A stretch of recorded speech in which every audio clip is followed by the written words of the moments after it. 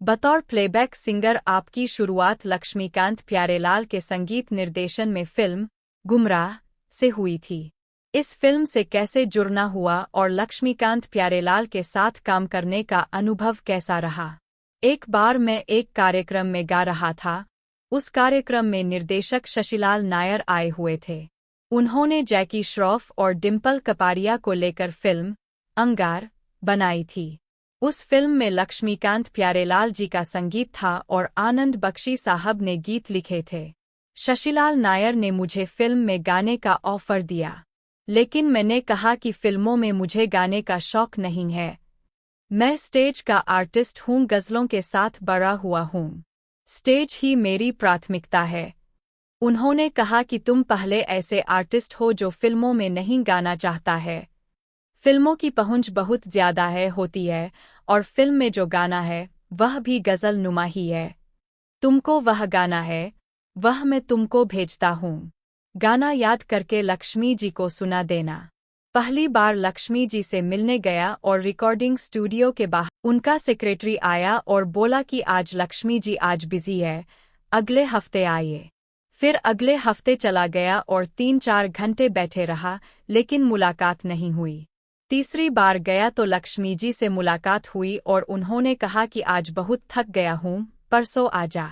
इस तरह से मुझे 5-6 बार टालते रहे। फिर लक्ष्मीकांत जी से मुलाकात कैसे हुई? जब मैं 6वीं बार गया तो मुझे उन्होंने अंदर सेटिंग रूम में बुलाया। लक्ष्मी जी ने एक पत्रिका दिखाई जिसमें फ्रंट पेज पर नदीम श्रवण का फोटो छपा था और अंदर एक आर्टिकल लिखा हुआ था कि अब हमारा जमाना है, लक्ष्मीकांत प्यारेलाल को पैकअप करके गाँव चले जाना चाहिए। उन्होंने कहा कि तुम श्रवण के भाई हो न, यह देखो तुम्हारे भाई ने मेरे बारे में क्या लिखवाया है, और तुम मेरे पास काम मांगने आए हो, तुम्हें कैसे काम दूं? मैंने कहा कि मैं श्रावण का भाई जरूर हूं, लेकिन काम को लेकर हमारा उनके साथ कोई संबंध नहीं है। महेश भट्ट साहब भी वहीं बैठे थे। उन्होंने बहुत अच्छी बात कही और लक्ष्मी जी से पूछे कि आपके जमाने में भी ऐसा होता था क्या? आपके जमाने में टॉप पर कौन था? लक्ष्मी जी ने शंकर जयकिशन का नाम लिया और इस बात को स्वीकार किया कि इस तरह के आर्टिकल वह भी छपवाते रहते थे। महेश भट्ट ने समझाया कि इस आर्टिकल का मतलब यह हुआ कि आप नंबर 1 हैं। फिर लक्ष्मी जी को यह बात समझ में आई और उन्होंने कहा कि अभी तुम जाओ, बाद में तुमको बुलाऊंगा। फिर कितने दिनों के बाद उन्होंने आपको गाने के लिए बुलाया। काफी समय तक उनके यहाँ से कोई फोन नहीं आया। बाद में मुझे पता चला कि वह गाना अमित कुमार गाने वाले हैं। वह लताजी के साथ गाना था। लताजी ने अपना गाना गा दिया और अमित कुमार नहीं पहुंचे। उन दिनों तो मोबाइल फोन होते नहीं थे। शशिलाल नायर ने लक्ष्मी जी से मेरे बारे कहा कि वह लड़का आपसे 10 बार मिलकर गया, आपने एक बार भी उसको सुना नहीं। आपने अमित कुमार के बारे में बोला, मैं मान गया, लेकिन अभी अमित कुमार नहीं आया तो उस लड़के को एक बार बुलाकर माइक पर सुन तो लीजिए। लक्ष्मी जी ने कहा कि ठीक है, बुलाओ उसे। मैं आधे घंटे में महबूब स्टूडियो में पहुंच गया। गाना तो मुझे पहले से याद था। जैसे ही मैंने मुखड़ा गाया, लक्ष्मी जी आकर मुझे गले लगा लिए। गाने की रिकॉर्डिंग के बाद सभी बहुत खुश हुए। लक्ष्मी जी को लगा कि एक नया आवाज मिल गया। लेकिन मेरा दुर्भाग्य यह रहा कि वह गाना फिल्म में रिलीज नहीं हुआ, क्योंकि कुछ फाइनेंशियल कारण से वह गाना शूट नहीं हो पाया। लेकिन कैसेट में वह गाना इतनी जल्दी ये मुलाकात गुजर जाती है, प्यास बुझती नहीं बरसात गुजर जाती है, रिलीज हुआ था। इस गाने का मुझे कुछ फायदा नहीं हुआ, लेकिन लक्ष्मी जी के कैंप में मेरी एंट्री हो गई।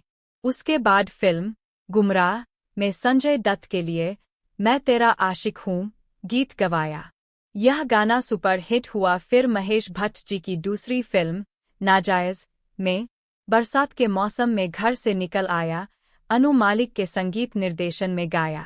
इस तरह से मेरी गाड़ी निकल पड़ी। आपने अपने भाई श्रवण, नदीम श्रवण के संगीत निर्देशन में बहुत कम गीत गाए हैं। इसकी कोई खास वजह रही?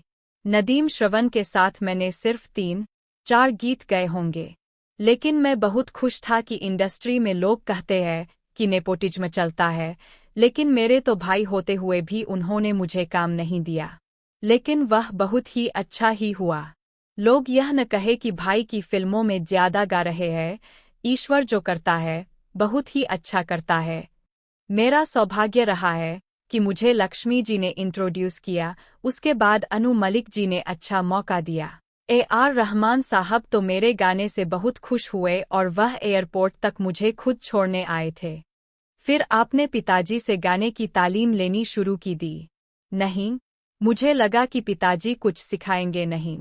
26 जनवरी 1985 को मैं लंदन चला गया। इससे पहले करीब 20 बार लंदन जा चुका था, लेकिन इस बार की यात्रा अलग थी।